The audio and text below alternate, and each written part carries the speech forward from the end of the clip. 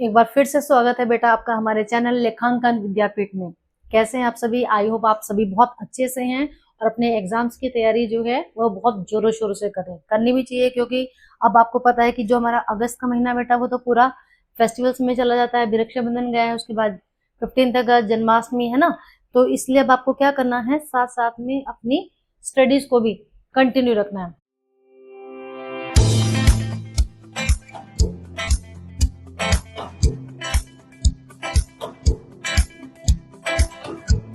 जैसा कि आप सभी जानते हैं, I am Ritu Sharma, having 18+ years of experience in my teaching field, और हम लोग कर रहे हैं यहाँ पर बायोलॉजी का chapter number 1, this is fundamental unit of life.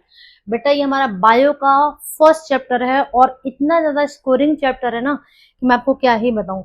Bio में आपके फर्स्ट टर्म में सिर्फ 2 चैप्टर आ रहे हैं, कुछ स्कूल्स में 3 चैप्टर भी इंक्लूड कर लेते हैं, the fundamental unit of life, tissues and इसके बाद इम्प्रूवमेंट इन फूड रिसोर्सेज, और सम स्कूल्स में केवल इन 2 चैप्टर्स को ही इंक्लूड किया जाता है।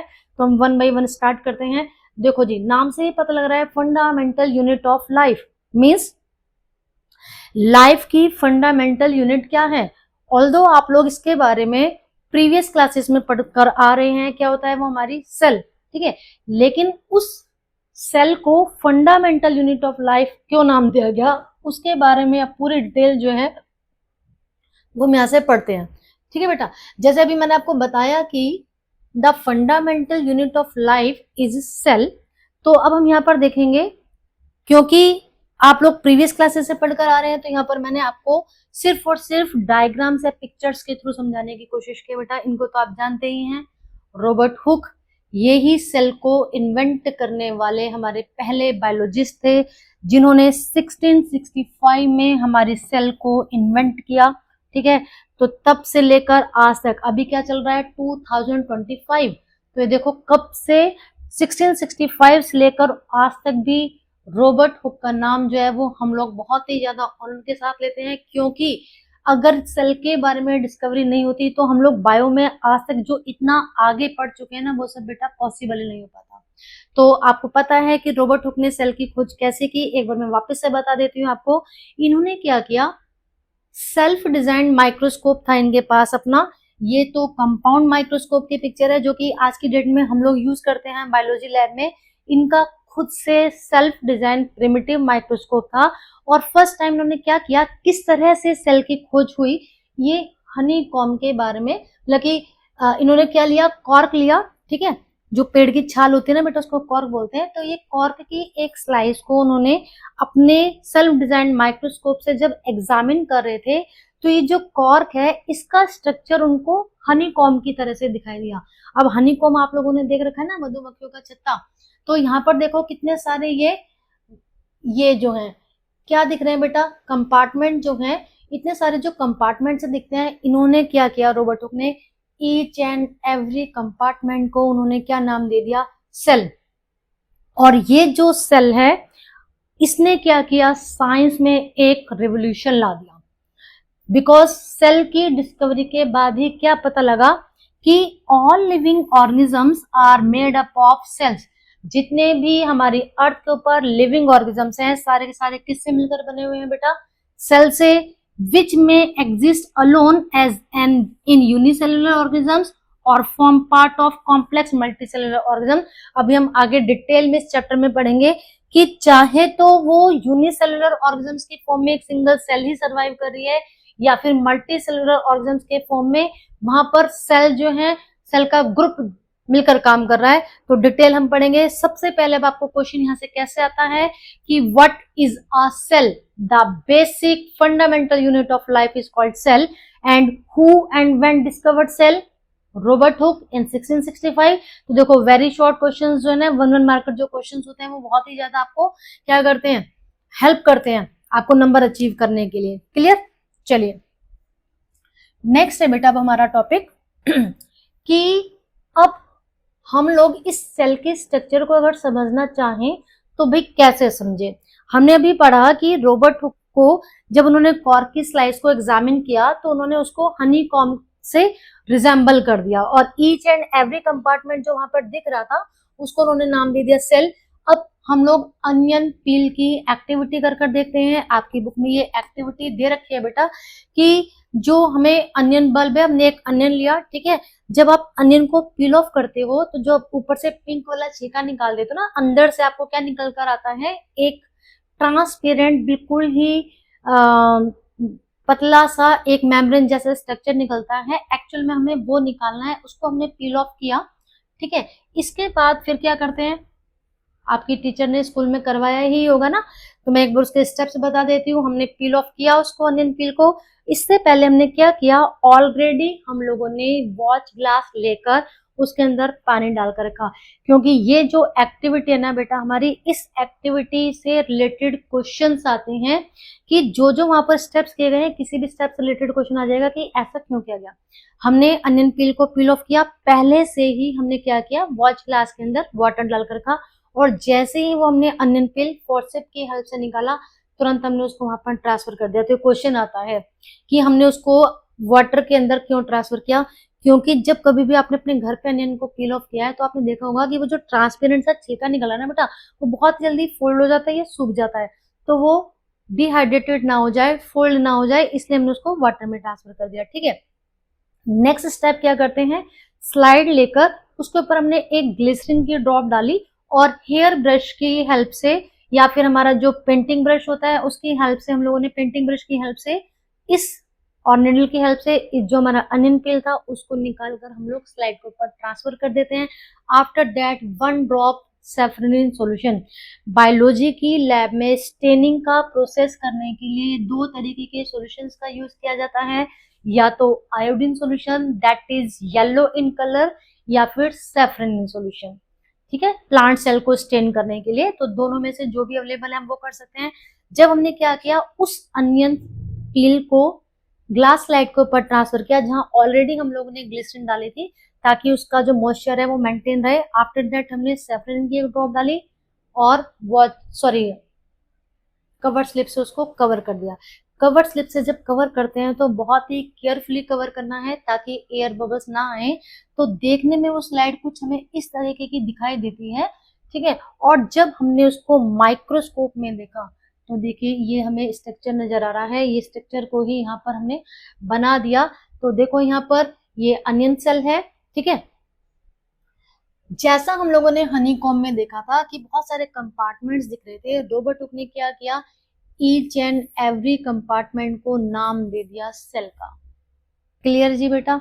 तो कुल मिला के बात क्या हुई, अब जो मैंने अनियन पील निकाला था, चाहे उसके लिए मैं बड़े साइज का अनियन ले लूं, मीडियम साइज का अनियन ले लूं, या फिर स्मॉल साइज का अनियन ले लूं, सब में मुझे अनियन पील सेल एक ही तरीके की नजर आती है। इसका मतलब they are the basic building units of the onion bulb. Means ये जो दिख रहे हैं हमें कंपार्टमेंट जैसे स्ट्रक्चर्स, ये क्या है, बेसिक बिल्डिंग यूनिट, और इन्हीं को नाम क्या दे दिया गया बेटा, सेल।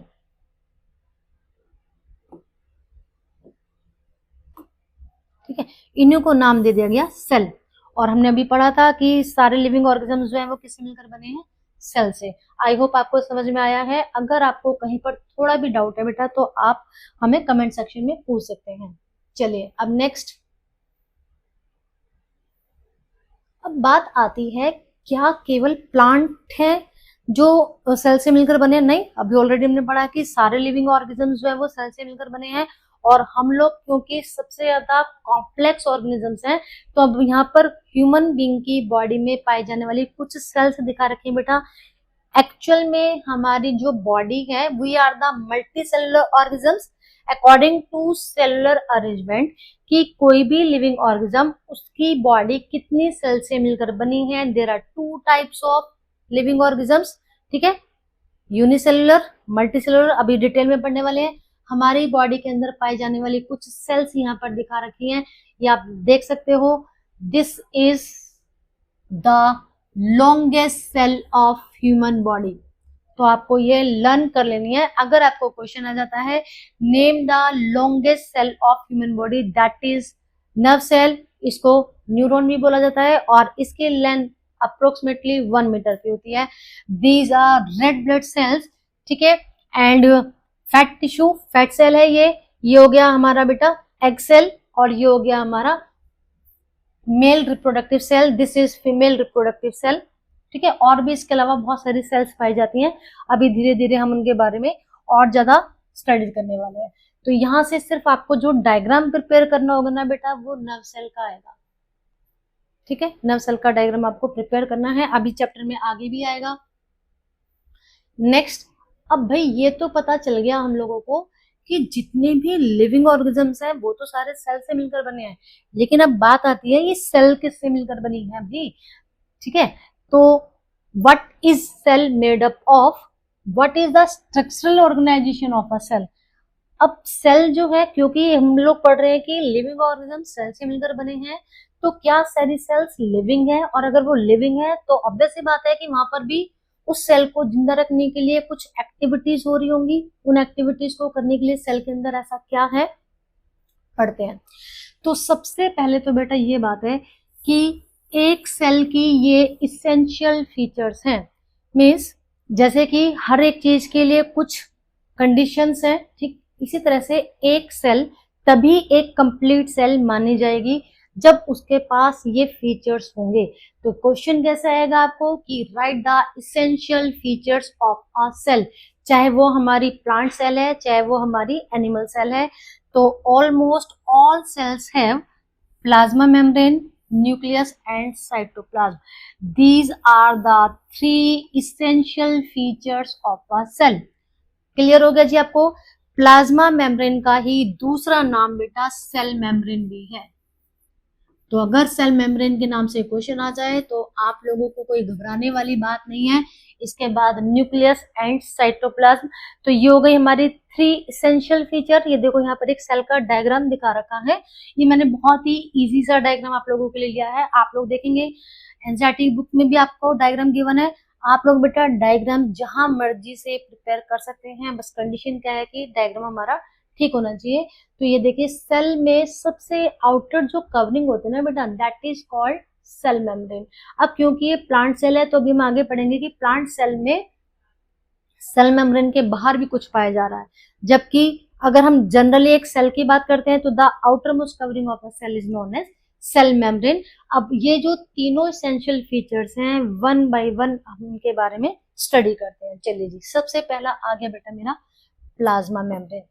तो ये प्लाज्मा मेम्ब्रेन क्या है, सबसे पहले तो हमें इसकी आइडेंटिफिकेशन, डिफाइन भी आप लोग बोल सकते हैं, आउटर मोस्ट कवरिंग, ठीक है अभी मैंने आपको बताया था। और काम क्या कर रही है जी, separate cell contents from the surrounding.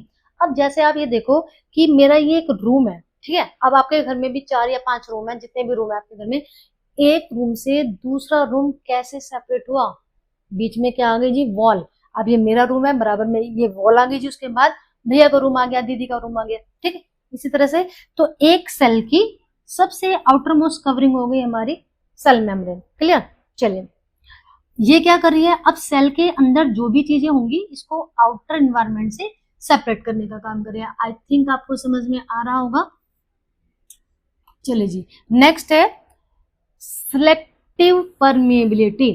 ये क्वेश्चन बेटा मोस्ट एंड मोस्ट इंपोर्टेंट है और आपका एनसीईआरटी की बुक में गिवन है ये क्वेश्चन। कैसे आता है जी क्वेश्चन कि व्हाट इज प्लाज्मा मेम्ब्रेन या what is cell membrane and why this is also called a selectively permeable membrane. अब उसको इतना स्पेशल सा नाम दे रखा है तो उसके पीछे जरूरी कोई ना कोई रीजन होगा, समझते हैं। allows some substances in or out block others।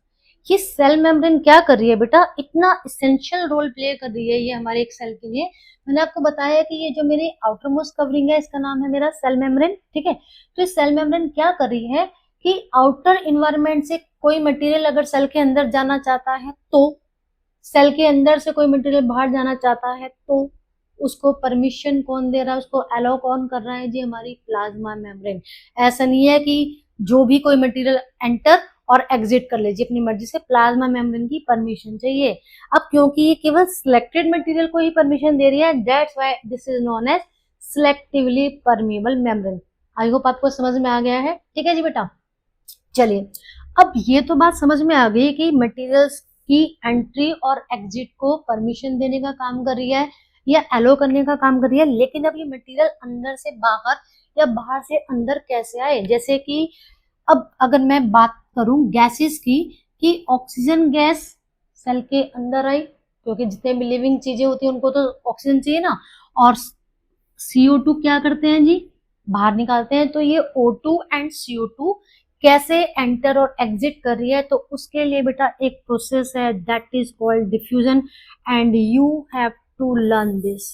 आपको ये तो डिफ्यूजन लर्न कर लेनी है। वैसे ऑल्दो हम लोगों ने क्या किया था बेटा, ये अभी हमने केमिस्ट्री के चैप्टर में पढ़ा था ना डिफ्यूजन, वहां पर हमने क्या डिफाइन पढ़े थे डिफ्यूजन की, the intermixing of particles on their own. जब पार्टिकल्स अपने आप से मिक्स हो जाए, मतलब हमें कुछ नहीं करवाना, ठीक है। अब कंक्लूजन तो वैसा सा ही निकलेगा, लेकिन थोड़ा सा यहाँ पर वर्ड्स चेंज है। वो क्या, movement of molecules from high to low concentration. ये वाली डिफाइन आपको throughout the life bio में काम आने वाली है। What is diffusion, the movement of molecules या movement of particles from a region of high concentration to a region of low concentration. कि पार्टिकल्स, अब वहां पर भी हम क्या कर रहे हैं जी बेटा, पार्टिकल्स अपने आप से मूव करके जा रहे हैं, हमने मूवमेंट नहीं करवाई। This process is known as diffusion. अब हमें पता है कि जितने भी लिविंग ऑर्गेनिजम्स हैं उनको ऑक्सीजन की जरूरत है, तो उनकी बॉडी के अंदर क्या होगा, ऑक्सीजन की कमी हो गई। आउटर एनवायरनमेंट में ऑक्सीजन का अमाउंट ज्यादा है, तो बाहर से ऑक्सीजन अंदर की तरफ चली गई, डिफ्यूजन। अब as a waste CO2 gas वहां पर बनती है। सेल, किसी भी लिविंग ऑर्गेनिज्म की बॉडी, अगर मैं सेल की बात करूं तो वहां पर CO2 का अमाउंट हो गया ज्यादा, आउटर एनवायरनमेंट में कम, तो हाइयर कंसंट्रेशन से लोअर कंसंट्रेशन की तरफ मूवमेंट हो गई है जी। क्लियर। अब जो हमने केमिस्ट्री में समझा था बेटा, एक बार वहां से भी मैं आपको बता देती हूँ। सपोज, ठीक है, ये जी कोई बच्चा है, मोनू सोनू जो भी आप लोग नाम रखना चाहें। अब इसने क्या किया, परफ्यूम का स्प्रे किया, और आप लोग या इसके जो फैमिली मेंबर्स हैं ये बैठे हैं ड्राइंग रूम में, ऑटोमेटिकली इसके परफ्यूम की स्मेल वहां तक पहुंच गई due to the process of diffusion. कैसे, क्योंकि ये जो परफ्यूम के फ्रेग्रेंस थे, यहाँ की एयरमेन की क्वांटिटी कैसे है बेटा, ज्यादा, यहाँ के एयरमेन की क्वांटिटी कैसे है, कम। तो ऑटोमेटिकली हाइयर कंसंट्रेशन से लोअर कंसंट्रेशन की तरफ मूवमेंट हो गई, और जो बाकी के फैमिली मेंबर्स थे उनको वहीं बैठे बैठे पता लग गया, यार किसी ने, मोनू सोनू ने परफ्यूम तो लगाया है जरूर। क्लियर। बहुत सारे एग्जाम्पल है हमारे डे टू डे लाइफ में डिफ्यूजन के, अभी हम आगे और पढ़ेंगे। चलिए, क्लियर हो गया। अब बात करते हैं बेटा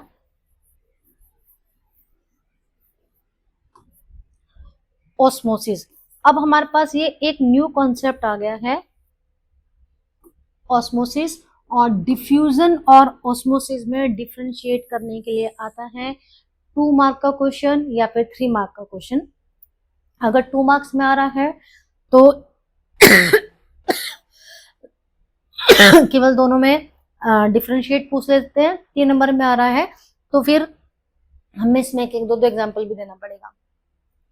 ऑस्मोसिस क्या चीज है, diffusion of water through a selectively permeable membrane depends on solute concentration. अगर तो गैसेस के पार्टिकल्स की मूवमेंट हो रही थी हायर कंसंट्रेशन से लोअर कंसंट्रेशन की तरफ, ठीक है, तो था वो डिफ्यूजन। अब अगर इसी तरीके की मूवमेंट, कंडीशन यहाँ पर भी यही है क्या, कि जो पार्टिकल्स है ना वाटर के, वो हाइयर कंसंट्रेशन उनकी जहां पर है वहां से किस तरफ मूवमेंट करेंगे, लोअर कंसंट्रेशन की तरफ। बट यहाँ पर किस चीज की जरूरत है, अगर ये मूवमेंट एक सिलेक्टिवली परमेबल मेम्ब्रेन के थ्रू हो रही है, एक मेम्ब्रेन का होना वहां पर जरूरी है, जबकि डिफ्यूजन के प्रोसेस के लिए किसी भी मेम्ब्रेन का होना जरूरी नहीं था। तो ये हो गया हमारा ऑस्मोसिस। अब देखो आप कैसे समझ सकते हो ऑस्मोसिस के लिए। सब बच्चों ने, एक मैं बहुत ही सिंपल सा एग्जांपल दे रही हूँ आपकी डे टू डे लाइफ से रिलेट करके। मैंने आपको बताया कि अगर वाटर के मॉलिक्यूल्स हाइयर कंसंट्रेशन से लोअर कंसंट्रेशन की तरफ मूवमेंट कर रहे हैं थ्रू द हेल्प ऑफ या through a selectively permeable membrane, then this process is known as osmosis. आप सभी ने देखा है आपकी मम्मी क्या करती हैं, किशमिश को रात में भिगो कर रख देती है पानी के अंदर, ठीक है, या आलमंड्स को आपने देखा होगा। सुबह मॉर्निंग में आप लोग क्या देखते हो कि वो जो रेजिन्स या किशमिश थी उनका साइज खुलकर मोटा हो गया। क्लियर, सब बच्चों ने देखा ये आलमंड्स का साइज भी।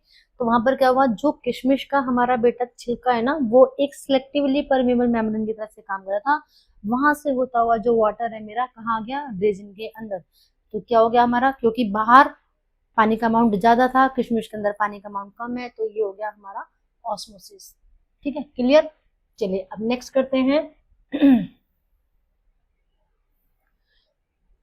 osmosis in different solution, and this topic is very important topic, बहुत ही ज्यादा इंपोर्टेंट है बेटा। और यहाँ से क्वेश्चंस जो है जरूर आते हैं।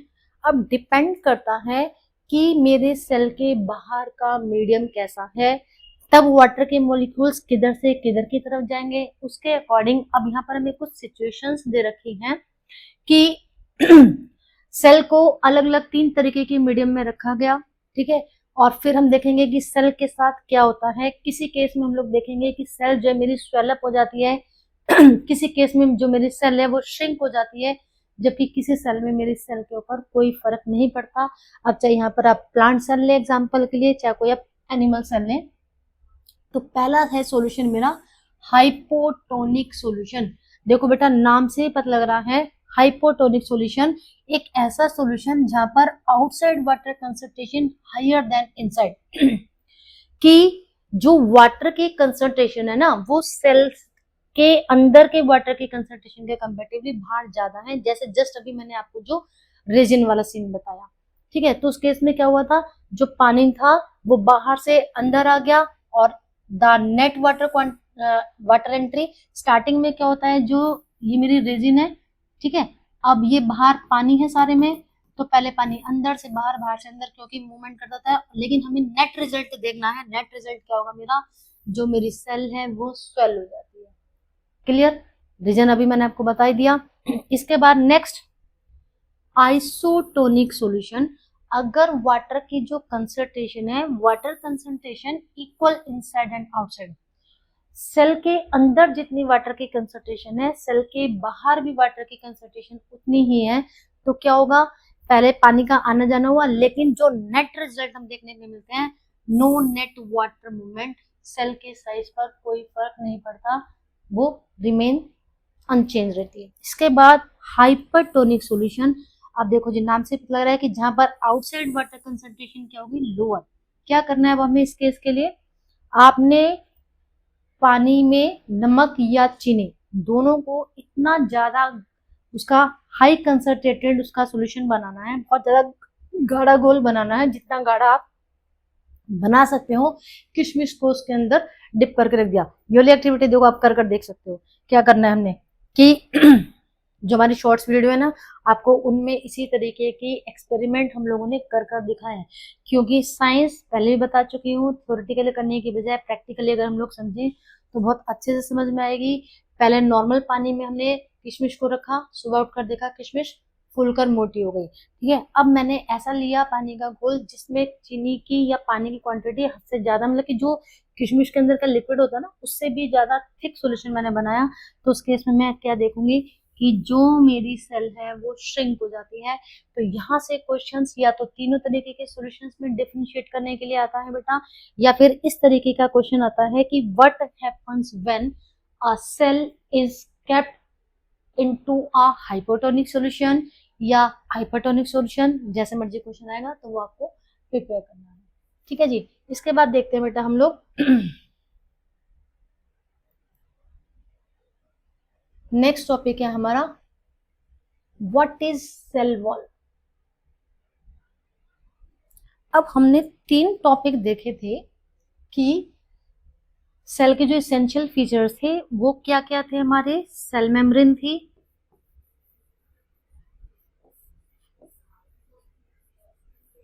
ठीक है, इसके बाद क्या था बेटा मेरा न्यूक्लियस था, और क्या था मेरे पास वहां पर साइटोप्लाज्म। तो हमने अभी क्या पढ़ा बेटा सेल मेम्ब्रेन के बारे में कि the outermost covering of any cell, ठीक। लेकिन अब हमने क्या देखा था, जब हमने प्लांट सेल का डायग्राम देखा था तो वहां पर हमने देखा कि सेल मेम्ब्रेन के बाहर एक और कवरिंग पाई जा रही है भाई। तो इसलिए पहले हम वो वाला डाउट भी क्लियर कर लेते हैं क्योंकि बच्चे कंफ्यूज ना हो। तो that is called cell wall, wall दीवार, ठीक है। तो सेल वॉल सबसे मेन तो ये बात है कि सेल वॉल केवल प्लांट्स में ही पाई जाती है, you have to remember it. A rigid outer covering present outside the plasma membrane, mainly made of cellulose, which gives plant structural strength. अब आपको पता है, पहली बात तो इसका रीजन मैं आपको बता देती हूँ कि भाई प्लांट सेल में ही सेल वॉल क्यों पाई जाती है, एनिमल सेल में क्यों नहीं पाई जाती। आपको पता है कि प्लांट्स और एनिमल्स में क्या डिफरेंस है बेटा, कि जो एनिमल्स होते हैं वो मूव कर सकते हैं, ठीक है। कोई भी अगर हार्श कंडीशन है या किसी भी अनफेवरेबल कंडीशन से अपने आप को प्रोटेक्ट करने के लिए वो क्या कर सकते हैं, वो मूवमेंट कर कर फेवरेबल कंडीशंस में जा सकते हैं। बट जो प्लांट्स हैं वो स्टेशनरी हैं, वो मूवमेंट नहीं कर सकते, उनको वहीं एक ही जगह पर खड़े खड़े चाहे अनफेवरेबल कंडीशंस हैं या फेवरेबल कंडीशंस हैं उन सबको बियर करना है। इसीलिए तो फिर उनको थोड़ी ज्यादा प्रोटेक्शन की जरूरत है। तो भगवान ने क्या किया, सेल मेम्ब्रेन के भी बाहर की तरफ एक और वहां पर रिजिड कवरिंग दे दी जिसको बोला जाता है सेल वॉल। और ये किससे मिलकर बनी है, सेलुलोज से। सेलुलोज क्या चीज है, आ कॉम्प्लेक्स कार्बोहाइड्रेट। क्लियर। तो अगर आपको क्वेश्चन आ जाए कि भाई सेल वॉल क्या है और इसका क्या काम है, तो सेल मेम्ब्रेन के भी बाहर की तरफ जो एक आउटर रिजिड कवरिंग है वो भी सेल वॉल। क्या काम है जी इसका, ये प्लांट्स को स्ट्रक्चरल स्ट्रेंथ प्रोवाइड करती है। चलिए अब रोल वैसे मैंने आपको बता दिया, दोबारा से पढ़ने की जरूरत नहीं है। अब एक प्रोसेस आ गया यहाँ पर प्लाज्मोलिसिस, जिसके लिए हमारी सेल वॉल रिस्पॉन्सिबल होती है। When a plant cell loses water through osmosis, अभी हमने जस्ट ऑस्मोसिस का प्रोसेस पढ़ा। तो सम टाइम अगर सेल वॉल से पानी बाहर निकल कर जा रहा है ऑस्मोसिस के प्रोसेस से, तो the cell contents shrink away from the cell wall. तो सेल वॉल के अंदर की तरफ से, सेल वॉल से दूर की तरफ क्या, जो उसके अंदर के कंटेंट है सेल के, वो श्रिंक हो जाते हैं, जिसकी वजह से क्या होगा, causing contraction inside the cell. इस प्रोसेस का नाम है बेटा हमारा प्लाज्मोलाइसिस। तो आपको ये प्लाज्मोलाइसिस जो है वो लर्न करना है। चलिए इसके बाद अब हमने जो सेकंड फीचर पढ़ा था सेल मेम्ब्रेन के बाद, वो क्या था बेटा हमारा nucleus. And this is very important and very complicated also. Complicated क्यों है, जिस तरह से ब्रेन हमारी बॉडी को कंट्रोल करने का काम कर रहा है, आप लोगों को मालूम है कि हमारी बॉडी के अंदर ब्रेन हमारी सारी एक्टिविटीज को कंट्रोल करने का काम करता है। तो एक सेल के अंदर जितनी भी उसकी एक्टिविटीज हैं उन सभी को कंट्रोल करने का काम करता है न्यूक्लियस, इसीलिए बहुत ही इंपॉर्टेंट रोल प्ले करता है। जब हम लोगों ने माइक्रोस्कोप से क्या किया था, अनियन सेल को देखा था, तो हमने वहां पर क्या देखा था बेटा, कि हमें जो इस तरीके का स्ट्रक्चर नजर आ रहे थे, वहां पर हमने देखा था कि डॉट डॉट सी नजर आई थी। ये जो each and every dot like structures हैं, दीज आर कॉल्ड न्यूक्लियस। तो एक बात और मैंने भी आपको बताया था, प्लांट सेल को स्टेन करने के लिए हम लोगों के पास आयोडीन या सैफरनिन नाम का सॉल्यूशन होता है, जबकि अगर मुझे कोई एनिमल सेल को स्टेन करना है मिथाइलिन ब्लू, तो ये बेटा स्टेनिंग सॉल्यूशन का नाम आपको याद रखना है। क्लियर। अब बात आई यहाँ पर कि भाई मुझे जरूरत क्यों पड़ी सेल को स्टेन करने के लिए, क्योंकि स्टेन करने के बाद क्या होगा कि जो सेल है ना उसमें कलर आ जाएंगे जगह जगह, कुछ एरियाज जो हैं वो ज्यादा डार्क कलर के हो जाएंगे, कुछ एरियाज जो है वो लाइट कलर के आ जाएंगे। तो जहां पर किसी सेल के अंदर न्यूक्लियस स्ट्रक्चर जो था, ये क्या चीज है, जब हमने देखा कि मुझे जो इस तरीके का नजर आया था ना यहाँ पर डॉट डॉट सा अनियन सेल का, जब मैंने डायग्राम देखा तो मैंने देखा कि यहाँ पर जो है थोड़ा डार्क कलर आ रहा था। जब हम लोगों ने, ये देखो मैं आपको एक बार दोबारा से दिखा देती हूँ, ये देखो आप देख रहे हो यहाँ पर जो है कैसे डार्क डार्क सा नजर आ रहा है। तो एक्चुअल में दिस इज द रीजन बेटा कि हम लोग स्टेन क्यों करते हैं, क्योंकि हमारा जो अनियन पील था वो कलरलेस था।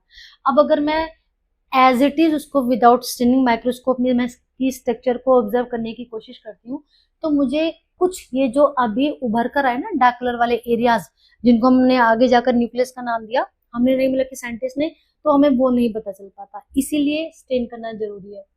अब यहाँ पर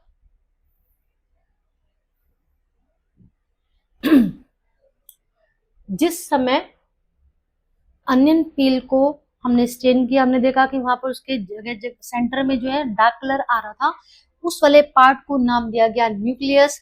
ये जो न्यूक्लियर रीजन है हमारा, the nucleus is enclose by a double layer nuclear membrane. यहाँ पर न्यूक्लियस जो है, सपोज एक ये सेल है, ठीक है, ये हो गई मेरी सेल मेम्ब्रेन, इसके अंदर था एक न्यूक्लियस, और ये जो न्यूक्लियस है ना, ये ऐसा नहीं है, यहाँ पे डबल लेयर पाई जा रही है, क्लियर, डबल लेयर थी यहाँ पर, with pores that allow material. अब जैसे सेल मेम्ब्रेन जो थी वो पोरस है, जिसके थ्रू मटेरियल्स एंटर और एग्जिट कर रहे थे ऑस्मोसिस और डिफ्यूजन के प्रोसेस के थ्रू, ठीक इसी तरह से ये जो मेरा न्यूक्लियस है ना बेटा, न्यूक्लियस के बाहर जो मेरी मेम्ब्रेन है, ये भी कैसी होगी, पोरस। अब ये न्यूक्लियस के आउटर मोस्ट कवरिंग है, that's why this is known as nuclear membrane. अब इस न्यूक्लियस के अंदर और क्या क्या पाया जाता है, न्यूक्लियस के अंदर पाए जाते हैं क्रोमोसोम्स एंड डीएनए। क्रोमोसोम्स जो कि जेनेटिक मटेरियल कंटेन करते हैं, ये इसके अंदर वो इंफॉर्मेशन होती है जो एक पेरेंट से उसके आगे जो उनकी जनरेशन है वहां पर ट्रांसफर होती है informations. The nucleus contain chromosomes made of DNA and protein. ये जो क्रोमोसोम्स हैं, ये डीएनए के और प्रोटीन के बने हुए होते हैं बेटा, और ये कुछ इस तरीके का आपको मैं अभी रफली स्ट्रक्चर बनाकर दिखा रही हूँ। कुछ ऐसे थ्रेड लाइक स्ट्रक्चर्स की तरह से दिखते हैं जब हमारी सेल एक मैच्योर हो जाती है तब, और उसके ऊपर जगह जगह ये हमारे डॉट बने हुए होते हैं जिनका नाम होता है जीन्स। एक्चुअल में ये जो जीन्स हैं, यही है हमारी इंफॉर्मेशन स्टोर करने वाला पार्ट, क्लियर। ये DNA holds instruction for cell construction and organisation. DNA के पास ही वो सारी इंस्ट्रक्शंस हैं कि सेल के अंदर किस तरह से ऑर्गेनाइज होना है सेल को, कैसा सेल का कंस्ट्रक्शन होगा। इसके बाद जीन्स, मैंने आपको बताया DNA functional unit are called genes, ये जीन की डिफाइन है बेटा। तो हमारे अंदर सभी लिविंग ऑर्गेनिजम्स के अंदर जो पेरेंट्स से ट्रेड्स उनको हेरिडिटी के प्रोसेस से ट्रांसफर होते हैं, वो उनकी जो इंफॉर्मेशन है ना, वो जीन्स के अंदर ही होती है। In non dividing cells DNA exist as chromatin material. जो सेल ऐसी हैं जो डिवाइड नहीं होंगी, वहां पर जो क्रोमेटिन मटेरियल है वो थ्रेड जैसा मास पड़ा हुआ होता है, which condenses into chromosomes during cell division. और जब लेकिन सेल डिवाइड होने के फॉर्म में आ जाती है तो वो कुछ हमें इस तरह से नजर आता है, क्लियर। चलिए, अब न्यूक्लियस का रोल वैसे तो मैंने आपको बता ही दिया, एक बार दोबारा से बता देती हूँ। Control cell reproduction and direct cell development and chemical activities. कुल मिलाकर आप सिंपल लैंग्वेज में ये बोल सकते हो कि nucleus control all the vital activities of a cell. चलिए, अब देखो यहाँ पर आपको ये डायग्राम दिखा रखा है, ये एक बैक्टीरिया का डायग्राम है बेटा। आप देखोगे कि यहाँ पर हमें जो उसका न्यूक्लियस है ना, बहुत अच्छे से नजर नहीं आ रहा, ठीक। तो इसी के बिहाफ पर सेल्स को दो कैटेगरी में डिवाइड कर दिया गया। एक ऐसे सेल जिनमें न्यूक्लियर रीजन वेल डिफाइंड है, ठीक है, और ऐसे सेल जिनमें न्यूक्लियर रीजन वेल डिफाइंड नहीं है। तो ये एक ऐसी सेल है जिसमें न्यूक्लियर रीजन कैसा है, वेल डिफाइंड नहीं है।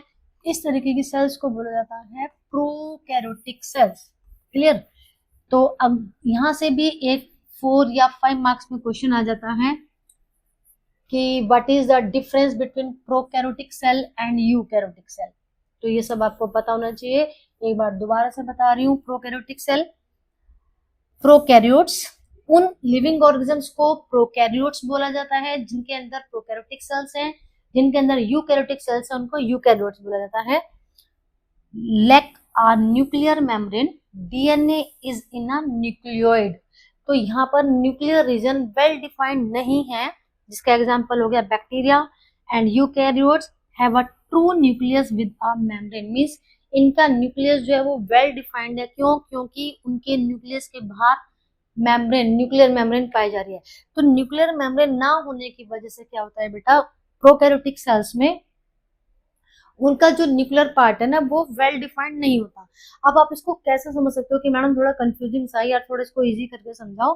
तो बेटा आप देखो, मान लो आप लोगों ने एक चीज देखी होगी कि एक बहुत बड़ा सा लैंड एरिया है और वहां पर प्लॉट्स हैं, ठीक है। अब मैंने भी अपना प्लॉट खरीद रखा है, तुमने भी खरीद रखा है, मेरे किसी पड़ोसी ने भी खरीद रखा है, लेकिन वहां तो सारी जमीन ऐसी है, भाई मैं जाऊंगी या जैसे खेत, तो मैं कैसे आइडेंटिफाई करूँ कि मेरा खेत कौन सा है या मेरा प्लॉट कौन सा है? तो हम लोग क्या करवा देते हैं, अपने खेत पे एक बाउंड्री करवा देते हैं।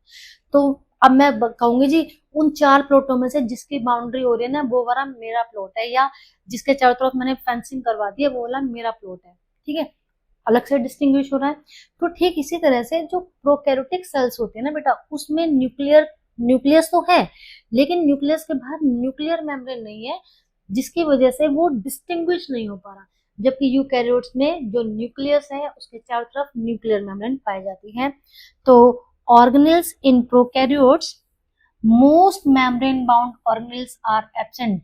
न्यूक्लियर मेम्ब्रेन तो है ही नहीं, साथ साथ में अभी हम आगे और पढ़ेंगे कि सेल को जिंदा रखने के लिए जो सेल के कंपोनेंट्स हैं, जो एसेंशियल एक्टिविटीज करते हैं, उनको बोलते हैं सेल ऑर्गेनेल। तो जो प्रोकैरियोट्स होते हैं ना उनमें ऐसे मेम्ब्रेन बाउंड ऑर्गेनेल्स भी क्या होते हैं, वो एब्सेंट होते हैं। functions are carried out by less organized parts of the cytoplasm। तो यहाँ पर क्योंकि डबल लेयर मेम्ब्रेन ऑर्गेनेल्स नहीं है तो इसमें साइटोप्लाज्म के अंदर ही जो एक्टिविटीज होती है ना वो थोड़ी मतलब कि बहुत एफिशिएंटली नहीं है। Photosynthetic prokaryotes, chlorophyll is present in membranosus vesicles but not in plastid. ये आपकी एनसीईआरटी की बुक में गिवन नहीं है, तो चाहो तो आप लोग इसको स्किप भी कर सकते हो। चलिए नेक्स्ट, मैंने आपको बताया था बेटा स्टार्टिंग में ही कि according to the cellular organisms there are 2 types of living organisms, unicellular organisms and multicellular organisms. तो यूनिसेलुलर, यूनि का मतलब होता है single, made up of single cell. The living organisms which are made up of only one cell are known as unicellular organism। more than one cell या made of many cells, जैसे कि हम लोग, हमारी बॉडी के अंदर trillion cells पाई जाती है अप्रोक्सीमेटली। इसके examples amoeba, paramecium, bacteria, humans, plants, animals.